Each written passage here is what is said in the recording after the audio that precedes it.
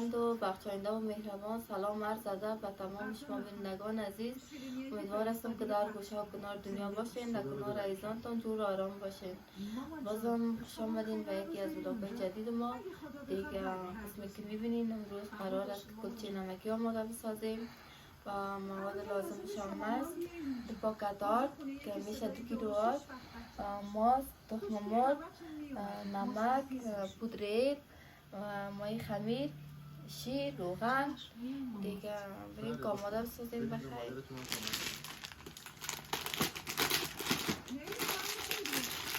دوستان عزیز ببخشید که در چند روز نتونستیم که ولاگ بگیریم، آب و هوا تغییر شد، کل ما مریض شده بودیم، دیگه نتونستیم ولاگ بگیریم. خب دوستان عزیز ما این خمیر رو انداختیم، مال نیم قاشق چایخوری رو کلی میندازیم. با هم صحبت کنیم. نمک من میخوام جدا شم. 1 قاشق چایخوری رو نمک میدازیم. شیر رو میندازیم. برای چی جا خوردی؟ نکنه خیلی خوشبخت بودی؟ نه 1 کیلو سال روغن. قرار معلوم تو نبود. اصلا خودتو تو این وضع چطور خوشبخت بودی؟ دوستان ما گفتنم اینم از داخل قبلا هسته بود و با دستگاهش خوش ندارم که کار بگیرم دیگه خدا کنه که بعد شما دوستان نمیرم. منم خیلی خسته شدم. ازت خیلی خسته شدم گیرم. اینقدر ازت عصبانیم که تو منو تنها گذاشتی، باعث شدی خودم رو ببرم زیر سوال. من فراموش کردم عشق مرد چطوریه گیرم. باید خمیرش نه قدر باشه و نه قدر سخت، برابر باید باشه. عزیزم تو این موارد کمی زیادی قدیمی هستی، نتونستیم مدرن بشی. البته درکت میکنم، عادت کردیم مرتب داد و بیداد کنیم، همه چی رو اینطوری هست. گیران من یه زن آزادم، هر کاری دلم بخواد انجام میدم. از پوششم، از خنده هام، از رفتارم کسی حق ایرادگیری نکنه. خب دوستان عزیز قسمی که میبینین خمیر ما آماده شد، دیگه از والش میکنیم و خیر که دیگه نمیمانیم که خمیر ما برسته، از والش میکنیم خودش دیگه از والای ما میفته و خیر دیگه آماده میکنیم. این والش هم دوستان خورد گرفته میشه به این شکل.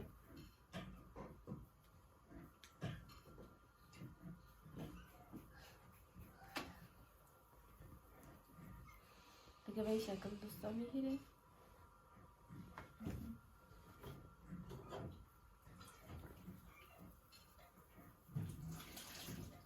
دوستان اینجا دارم بالا میکنیم همیشه.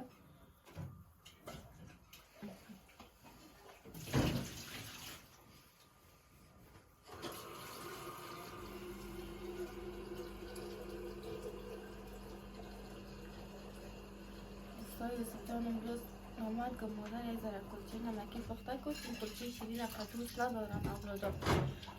گفت که مادر یه ذره کلچه نمکی آماده کن که ما همراه خود مکتب ببریم، دیگه در مکتب بخوریم.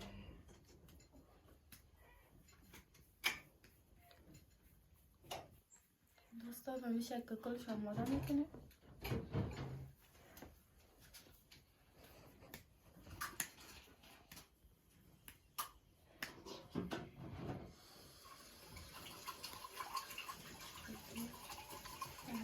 ادامه دادم میریم دوستان تا هم میشون باشه و خیر.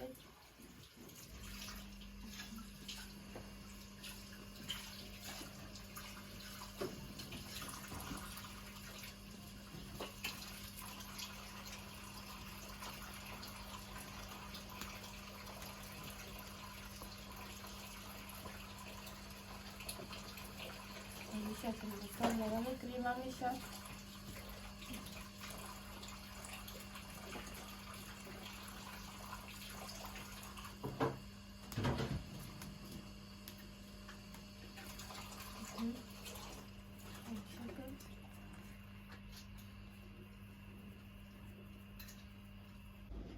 خب دوستان عزیز، قسمی که میبینین دیگه ما خمیر ما را کردیم و بعد از خمیر زواله کردیم. حالا زوالای ما هم رسید و افتاد دیگه. بخیر ادامه میدیم که جور کنیم دیگه. بانیم که داداش بخیر پخته شود. یه قسمی که میبینین این قسم دیگه آمادش میکنیم.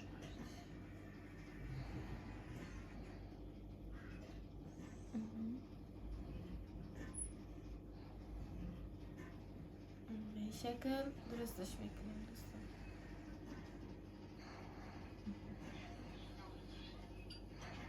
اینجا دومه رو قبلا درست کرده بودیم. ایوان بخیر ادامه میدیم که دوگاهش رو درست کنیم.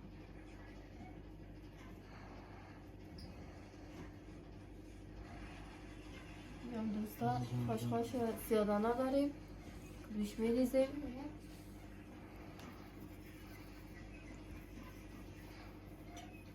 دوستان یک چیز نگفته نمانه که همی کلچه درست کردن هم دمو افغانستان مزه میده دیگه. اینجا تو چندان امکاناتش هم نیست و تنهایی لذت بخش هم نیست که آدم درست کنه و لذت ببره دیگه. افغانستان خوب است که آدم کلچه پخته میکنه. اگر خاله چند تا دیگه هم جمع میشن و آماده میکنن و قصه و خنده و مزاق ساعتشان هم تیر میشه و هم درست کردن هم نمیفهمن دیگه. یاد دختر ماما جانم بخیر دیگه و بسیار کلچه مزادار پخته میکرد دیگه. همیشه میرفتیم میخوردیم و امروز اگر میشه درست میکردیم نمیشه تموشه دیگه میبودیم قصه کرده دیگه. دوستا اینجا خودم به تنهایی استم و خواهرم هم دیگه در خانه خود بود. تو هم نگفتم که بیا من کلچه درست میکنم دیگه. به تنهایی امروز پیش میبرم دیگه. جوا جانم درگیر کار و بار خود است. اینجا تک تنها ماندیم دوستای عزیز.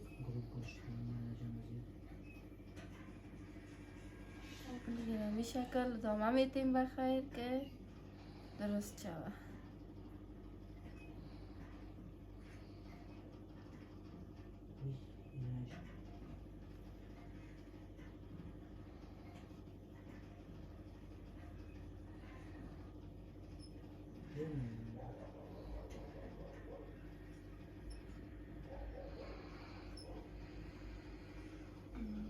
قسمی که ببینید این قسم ادامه میدیم.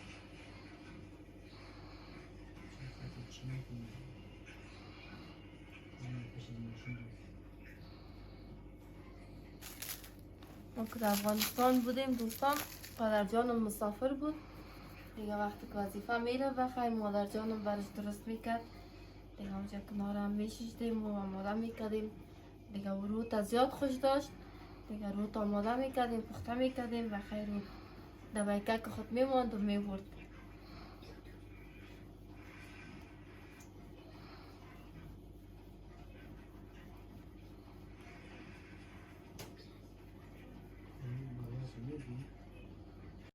خب دوستان عزیز، قسمی که ببینین دیگه خمیر آماده ساختن ما تمام شد دیگه. کلچه ما پخته شد. یک مقدارش مانده داخل داشت که امرو به پخته شدن است. بخیر که پخته شود دیگه. تشکری خاص میکنم که تا باز بیننده ما بودین و از کامنت های بسیار زیبایتان تشکری میکنم و کسی که تازه به چینل یوتیوب ما راه افتاده و ما را سابسکرایب کرده و مثلا کامنت کرده یک جهان تشکر دیگه. بازم لایک و فالو از یادتان نره دیگه. تا ولا که بعدی همه شما رو به خداوند یکتا میسپارم. شب و روز خوش داشته باشین. خداحافظ، نگهدارتان.